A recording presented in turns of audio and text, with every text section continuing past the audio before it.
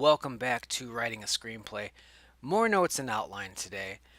Um, I'm going to try to limit these videos to just significant developments. Otherwise, there's going to be 20, 30, 50 videos of just notes and outline itself. Um, I think it shows just how important pre-writing is and how much time and effort goes into it, how much time and effort needs to go into it. So I'm going to try to keep it to significant developments so we can eventually get to visual outlining and writing the screenplay and rewriting and other elements of the process. But this is vital. I said at the very start, pre-writing. This is where it's all made. This is where it's done. So in this video, I'm going to go over the segments and maybe some new segments, and then notes, then character. Um, and you'll see why I want to do it that way. So let's kick it off. We know we have invasion. Story one's invasion. We all love invasion. As you can see, I've added what I think the page count will be for the segments. I think I need to start doing this. I need to start organizing, and this is going to be hard to estimate exactly what it's going to be because I don't want to think I'm done and end up with an 80-page script or a 150-page script. It's wise to try to get a range now because visual outlining for this is going to be extremely difficult. For example, invasion. That's probably two note cards. We're going to do note cards, and I'm going to show you how I do note cards. And everybody does note cards. Note cards are great. It's a great tool for visual outlining. It's like two note cards. It's she's on the phone with her friend, and then the killer comes into her house to try to kill her. Like that. That's it. It's like a two scene little short little segment. So I mean, and if that's what it is, that's what it is. But as I read what invasion is as far as the segment goes, it seems about five or six. Um, Story two, blind date. I'd like for that to be 8 to 10. Actually, I'd love to push that to 10 to 12. And this is something that I'll keep in mind when I'm writing it. If I get to page 7 on it and I'm just about done, I might take a look at it while I'm in there. A lot of people say don't rewrite while you're writing. You're gonna slow yourself down. So it's like, no, I'm just gonna fix this now. Over time you'll find what works for you. I'd rather fix it in the moment and let that success or positive impact that I'm working on snowball. That works for me. Might not work for you. Experiment. See what's there. So I'm thinking 10 to 12 for blind date. It's going to be a lot of dialogue. That's gonna chunk it up. It's going to eat up pages. Like we have to do a meet cute. We have to do tension. There's the setup at the beginning with Jill's parents. I can easily see this going 10, 12, maybe even longer, but I'd like to play it conservative and just say 10 to 12 for now. So yeah, nothing's changed. Nothing's changed with Blind Date. Uh, I like the idea. I like the title of Blind Date. I don't know if segment titles are going to be a factor in this yet. I don't know if we're going to have, that anywhere on the screen. This one's called this, or if we're going to have a narrator and he's like, "I'm going to tell you a tale called Blind Date." I don't know if we're going to do any of that. So these names are mostly for me and organization reasons. Here we go. So came up with this. I think it works. I'm loving the idea of this all just kind of blending together, almost like a dream, and the stories get handed off in a way. And I don't want to rely too much on that because it will become gimmicky. But it's going to be it's very satisfying, and if it's done in a smooth manner, it can be cool. It can be super cool. So this one ends, as we know, with the crazy woman, and she's got the two men downstairs, and the ex-boyfriend's tied up, and he gets the new boyfriend, and he's like, I did good, right? And she's like, no, you're gonna die too. And that's how it ends. She's going to kill him. We hear him scream long and hard as night turns to morning, because so far I'm thinking this has been a Friday night. Now we're gonna go to Saturday morning, I'm thinking. Like I said, I was toying with the idea of the weekend situation, and so far we're able to pull that off. Now, we might get to a point where that's not feasible, but for now, we're doing it. So we hear him scream long and hard as night turns to morning. And that's going to transition us to the good boy. I don't like that. Let's bring that down there. Oh, don't you hate that? Don't you hate when your heading is up here and the body's down there? Oh, it drives me crazy. Get down there. So this is story 3, The Good Boy. I'm going to read it. For now, it's 5 or 6. This is going to be a bit of a cool down because this one's longer. I'm already trying to think of rhythm and pacing. You don't want long chunk after long chunk, and you don't want short chunk after short chunk. Like, this is something we'll play with over time, but I'd like to get a grasp of it early. That way, it's not a problem later. So, night turns to morning, leads us to the good boy. Outside the house, where the screaming's taking place. Also, that's brutal. Like she's torturing and killing this guy for so long. It's through the night into the morning. It's good stuff. I think that's some good stuff. Outside the house, a golden retriever on a leash hears the screams with his heightened sense of dog hearing. We hear his inner dialogue, or monologue. Uh, yeah, monologue, because he's not talking to anybody. Notes. We hear his inner monologue as the screaming dies down. He says they must have gotten their tail stepped on. Now, this is what we're going to be doing with the good boy. This is the dog one. This is the dog seeing things through his innocent eyes, narrating Mystery Science style. Maybe not as, you know, he's not zinging people, he's not riffing on people, but he's commenting on things. Um, and this is what we're going to get. We meet Luke and Chrissy, his owners. Luke holds the leash in one hand, Chrissy's hand in the other. Um, we're going to talk about these two in a bit here.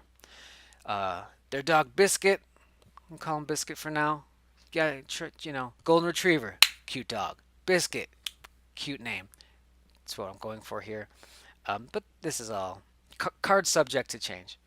Their dog Biscuit continues to give his commentary on the things he sees: strangers, cars, his owners. So it'll be very light, especially early on. Luke and Chrissy continue their walk, and we learn things aren't going too well with them: financial strains, overtime, issues with their house, etc. They then pass the old Ambrose Place. Now, this is going to be good. They then pass the old Ambrose Place, a nice yet creepy looking 2-story home. A family of 2 is moving in, husband and wife. Luke and Chrissy discuss the Ambrose Place and talk about how they should have maybe bought that house instead. It could have less problems. Chrissy nixes that fantasy and brings up the home's disturbing past of murder. That Ray Ambrose killed his family, pulling their hair back one night and cutting their throats. He claimed it was haunted, but nobody bought it. Nobody believed that man. Maybe it was true, but regardless, it's not worth the risk. Ray Ambrose killed himself in prison, a fact Chrissy is pretty happy with. Now, this is important because this Ambrose house, this is the haunted house. This is the ghost story. And what we're doing here, while we're in the midst of the good boy, we're getting exposition and setup of the haunted house story, the ghost story, which I'm very happy with because it would just be such a tough order to do the exposition in the segment that we're in. It's heavy-handed, it's blunt, it's on the nose, it's all those things, it's all the bad things. This way, as a viewer, we've just transitioned to a new segment. We're figuring that out because this dog is talking. That's fun. That's cute. He just said that funny thing.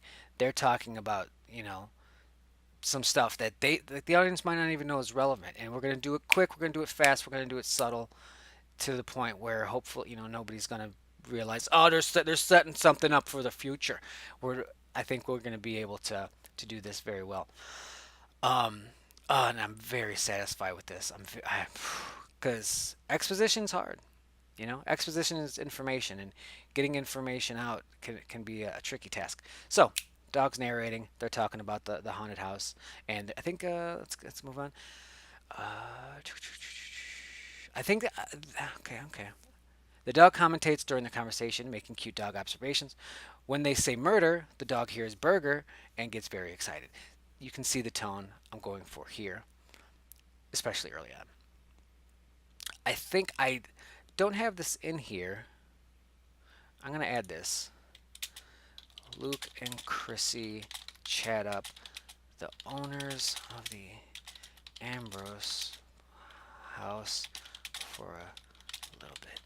So this way we'll even be able to meet these characters that we're going to uh, really deal with later on. So it's just a nice setup. It's just a nice setup, and that's gonna be fun. Excuse me. Chrissy and Luke bring Biscuit back, and he immediately checks in with his boy Henry, 9, who is doing his homework. Chrissy begins to prepare dinner, which the dog says my favorite part of the day. It's gonna be easy. It's gonna be easy and fun to do the dog commentary stuff. It's gonna be hilarious. While Luke gets some work done on his laptop, Biscuit wanders the house, making observations, some humorous, like Chrissy's vibrator. That's the bone I'm not allowed to touch. Jesus, that's a good line. That's the bone I'm not allowed to touch. Some dark, maybe cuts on Chrissy's wrists or somebody else. It doesn't have to all be Chrissy. But this is where we start to see things aren't great, but we're going to be seeing it through the lens of this innocent, cute little pup. And that juxtaposition, I think it's going to add to some very harsh, brutal moments here. It's going to be tragic. So Luke has some connection CPU issues and grabs Chrissy's laptop to see if it's happening to hers as well. While he's doing that, he finds evidence of an affair. Luke and Chrissy have a hell of an argument, and things get not just tense, but violent. He hits her. Henry starts crying and is sent off to his room. Luke hits her again as they argue. Biscuit is not happy about this development. Stop that. You're playing too rough. You can see where we're moving to, how we started, in the direction that this segment is moving to. Um, and as you can see, it's just about to end here. This, like I said, this is 5 to 6 pages. It might grow, but this is the skeleton of it. This is the bare bones of it. The story that begins on a humorous note continues to get darker and ends with Henry returning with a gun. Let's his dad's gun, telling his daddy to stop hitting his mom. Luke isn't having any of it, and when he goes to take the gun, it fires, killing him dead. So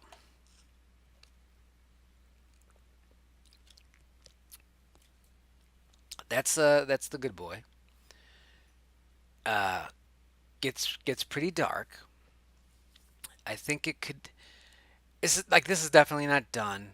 There's definitely going to be some work on this, some more meat on those bones that I was talking about. But overall, I love the concept so much. I think the ending's good. I think the beginning's good. We'll add to the middle. We'll tweak some of the middle stuff. Um, that's the good boy. That's gonna be story 3. And let's go right into Skeletons in Closet, story 4. As you can see, I'm estimating this to be 10 to 15 minutes.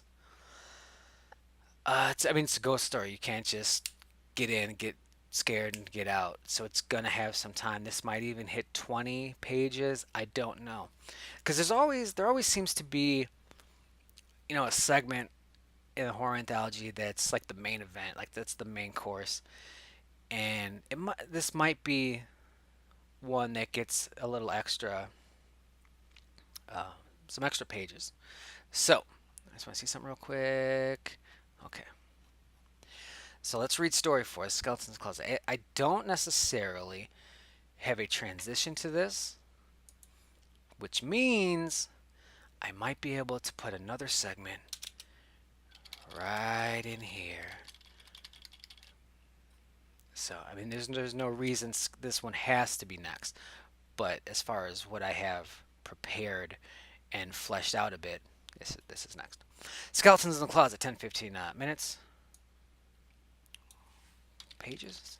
Oh, they all have to say the same thing. They all have to say the same thing. All right, pages. I'd lose my mind.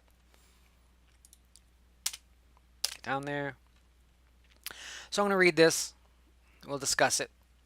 Now, these are the people that we just met with the previous the dog owners, which is another reason I don't want this to be the next segment. I'd love to space that out. That way you have that fun realization moment where it's like, oh, those are those people from 2, 3 segments ago. If it's literally the next segment, it doesn't have that much of a payoff, that much of an enjoyment factor. And this is all about entertaining people with stories. So, Vince moves some boxes around. I'm thinking this is night, by the way. It is night. It is night. Vince moves some boxes around, listening to music and enjoying the fact that he has a nice house to share with his wife. The music stops as he gets a call from his wife, Olivia. She's out getting food, but this place doesn't have gyros. That'll get some comments. And she's got to get him. She's got to get him. She's got to find him. He asked how she isn't dead tired from the move because it's moving. You know, we're gonna this one will be that night. This is Saturday night. The previous segment was Saturday morning, so we have some time to fill in a story or two at least, because this is gonna be Saturday night. She's out getting. We did all that. We did all that. She's also very excited and wants to have some food and energy in her for when they christen the house tonight. Vince is a happy guy, so we get a little sex. They're gonna have sex in the new house. They end the call and Vince resumes organizing a bit. He hears something upstairs and stops the music. He hears nothing. As he goes to turn the music back on, he hears it again. He wonders if it's an animal or of some sort and goes upstairs to check on it. He looks in at each and every one of the bedrooms. This is going to be a slow, drawn out, tense moment. And it'll be a bit tricky to get that point across on the page, but we're going to find a way. Um, Clarity is key. He looks at all the bedrooms. When he opens the guest room and turns the light on, it's empty, you know. But when he turns the light off to leave, a silhouette of a man stands in the middle of a room. This goes unseen by Vince, and he returns downstairs. So that'll be a nice little scare, not a jump scare, but just you know, dread. He's like, ah, he doesn't see it, you fucker. When Vince gets downstairs, he doesn't notice that certain items of furniture have been moved a bit. Now, attentive viewers will be aware of this. Some will definitely miss it, but for those eagle-eyed audience members, it's hard to tell, keep track of this sort of thing when moving, so it's not a big deal for him. Vince gets the TV set up first because we all need TV. As he turns to go find the remote, we see the reflection of a tall man in the TV screen, and he's right next to Vince, following him. That's going to be good, and I think that's going to be a good little, scary little moment. Vince finds the remote, sits on the couch in the middle of the room, and turns on the TV. All he gets is local channels and wonders who watches this stuff. Right, people with no choice. He watches the local news and hears a story about insert call back here. This is definitely going to be universe related. You know, it's not going to have something that has literally no bearing on this script. So I have to find something for that. It might be something that's going to set up something in the future, or it's going to be something that has happened. Maybe something, you know, with Jill. Yeah, I mean, we'll figure it out. While watching The new segment. His long hair rises up as the ghost Ambrose lifts it up, seemingly to cut his throat, as the man did to his wife and child. This is going to be established already that the man, grabbed them all by the hair, pulled their heads back, and cut their throats. That might be the line verbatim, because I want people to know, that hair is danger, essentially. He doesn't notice this and jumps off the couch. Can't watch TV without a beer. So I think that could be fun because folks might think he's jumping up because of the hair stuff, but it's not. It's not related to that. He's just the man wants a beer. Vince heads to the kitchen, grabs a beer from the relatively empty fridge, walks back to the living room where the couch is on the side wall. Notices that. Honey, you ribbing me? Uh, Wrestling. He checks things out and everything seems okay. Must have been a draft, because we're going to establish that these people don't necessarily believe in ghosts. You don't move into a murder house if you believe in that sort of thing. So denial's gonna play a part, uh, at least a little bit here. He resumes cleaning, organizing, drinking his beer. There'll probably be some unnerving things in there. Suddenly, the TV shuts off, and Vince is more annoyed than scared. Oh, we're doing that, huh? He's talking to the ghost just to relieve himself. You know how you talk yourself through some of these situations. It helps boost you. Uh, it tells her that this isn't going to happen. They're gonna live there and make peace with it. He doesn't want this to be a thing, and he certainly doesn't want Ambrose to scare his wife. And don't ever mess with the TV. It's hard not to have some moments of levity. Vince gets a little hazy. Maybe we do some vision thing. The vision gets spotty, something. You know, um, when suddenly a man's voice shouts, "Hey!" from down the hall, scaring the shit out of Vince and probably the audience as well.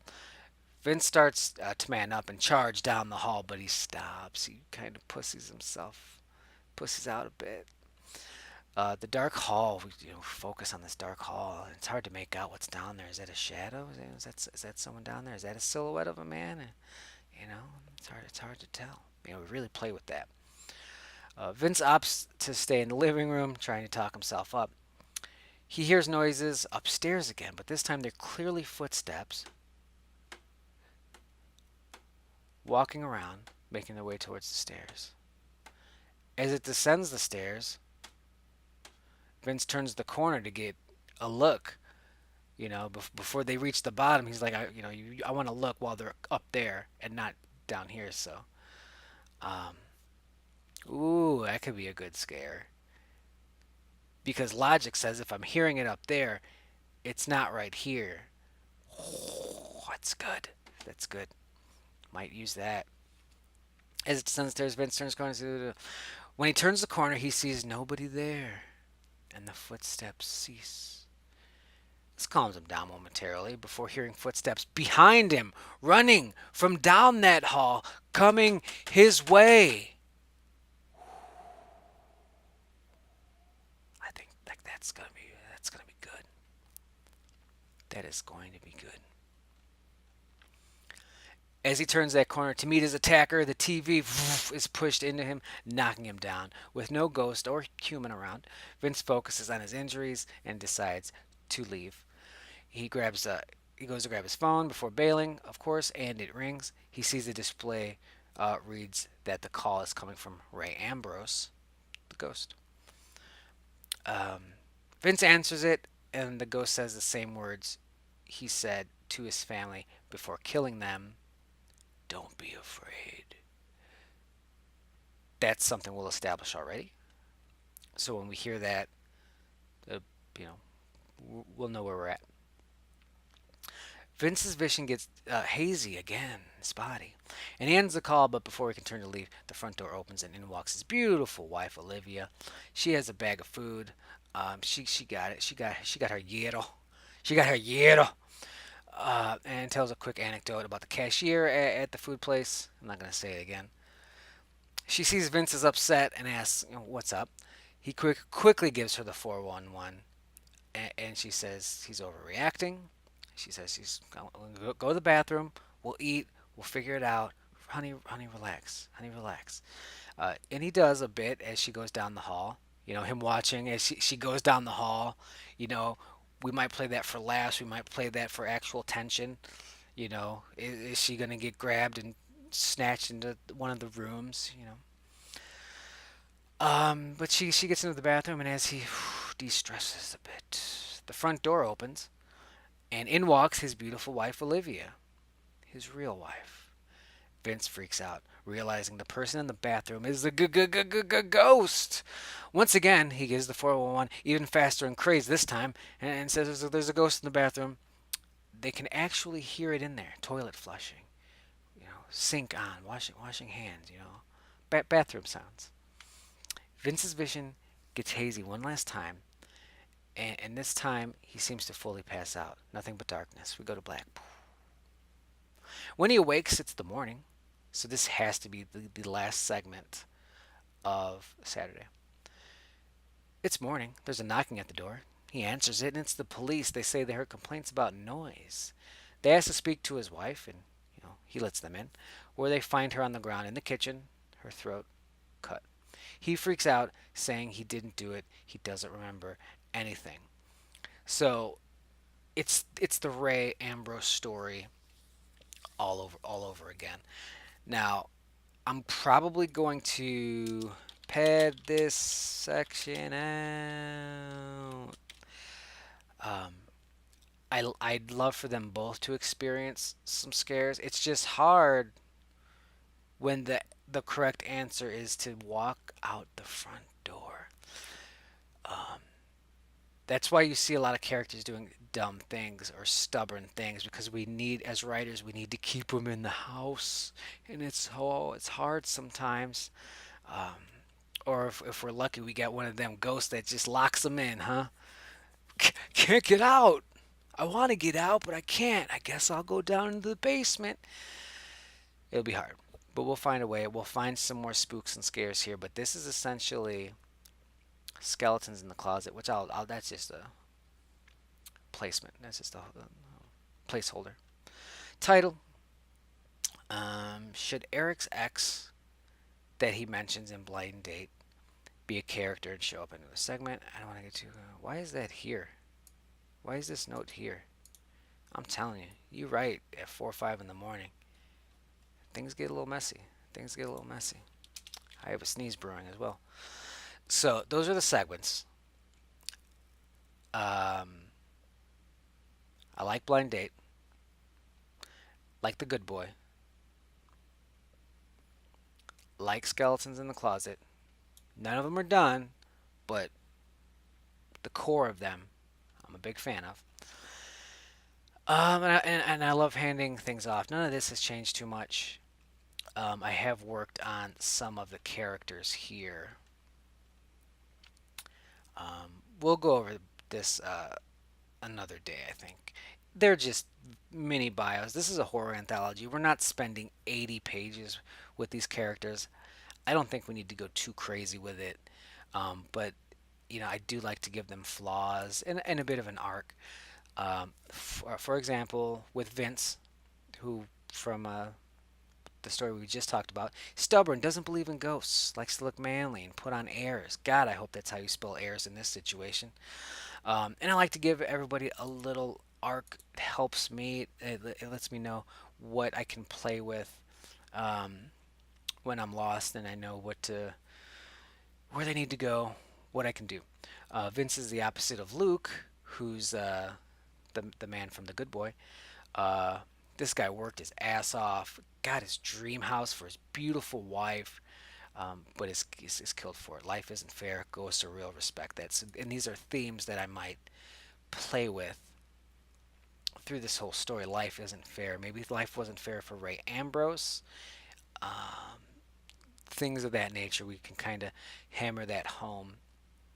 Uh, and let's look at Luke and Chrissy real quick. Basically, he's settled. He's a graphic designer. He gets pushed around at work. He's a bit of a pushover, comfort zone. Um, Chrissy always thought he could do better and do more. She expected him to do better and more, and that's one of the reasons she ends up cheating on him. Things that we'll get into when we write that segment. But his flaws is, not proactive, a dreamer who doesn't take much action, a punching bag. So naturally, was a punching bag his whole life, a pushover who settles, but in the end, and because of that, in the end, he loses his mind when it bites him in the ass with his wife cheating on him. So I mean, so we see that, there's some causality there, and we'll definitely play with that stuff. And I love Biscuits. Biscuits down here is a golden retriever. Everything is awesome to Biscuit. He likes chasing the ball, eating scraps, and tearing up slippers. He's always got get up slippers. Biscuit. His flaw is he doesn't always sit when his masters tell him to sit. Doesn't always do it. His arc is he wakes up, eats, and goes to bed. We'll work on this stuff. Like I said, I don't know how far we need to go with that. Let's go up to notes real quick here. This video is probably very long. That's why I'm trying to limit them. But there are some developments up here. We did this, I believe. Dog segment. I can get rid of you. A good way to set up the haunted house would be to have it done by people not involved in that story. Maybe it can be done by someone walking by. See, this is how it happened. I wrote down this note.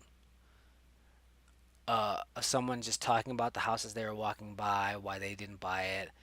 Boom, boom, boom, boom, boom. And you can look the dog segment during a dog walk. Whoever is walking the pooch can see it move, do boom, boom, boom. You can see right there how just throwing an idea down, let it ruminate, finding a solution, finding a home for it. It's great, and I don't need you there anymore. Utilize the waiter from Blind Date segment in another story, potentially the serial killer story. He's the killer. Like this idea.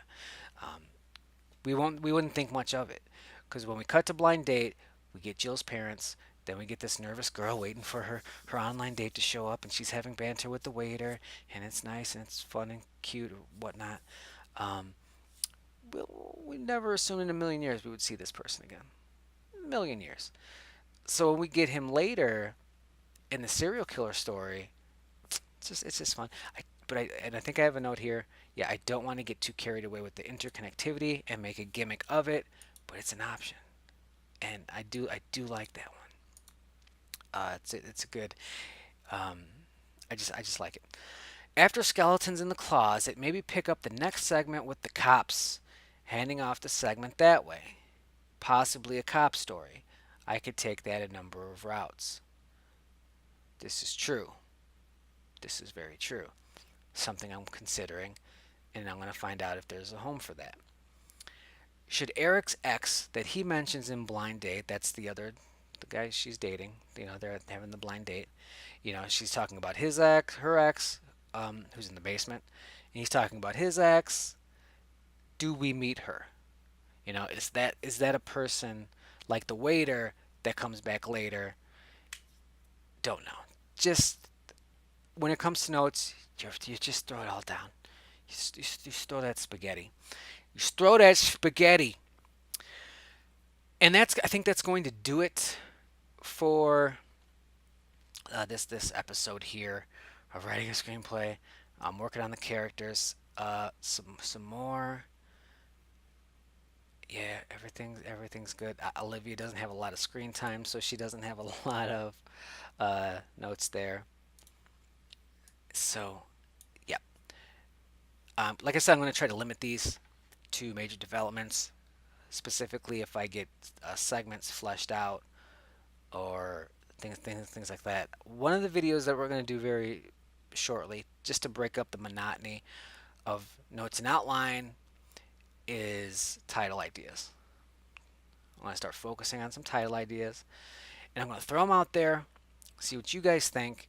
Just like I did with the genre of script that we're writing. I said, here's the options. What do you think? So I'm gonna do something like that. And if I don't get any responses or a lot of responses, I'm just gonna pick one. If something perfect comes, I'm gonna run with it.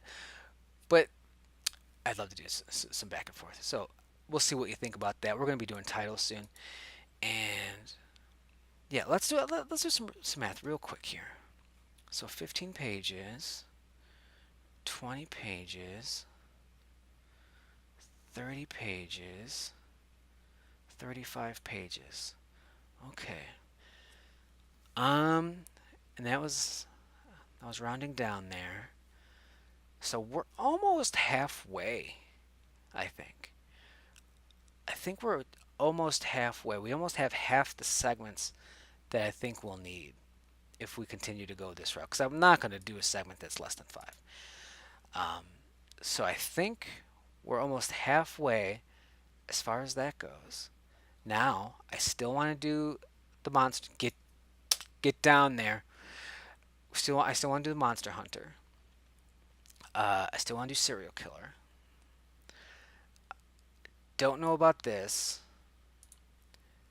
and I have these ideas up here still with hell, and I like the broken-hearted one. That's very it's fantastical. It's a little fantasy. Um, so we have options, danger things, of course, and a possible Melanie segment callback or a party. Maybe a segment would be the party that Jill couldn't go to because she was grounded. A lot of options. So we're good.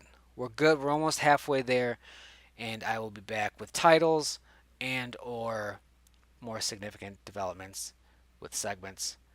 Thanks for watching. I'll talk to you guys soon.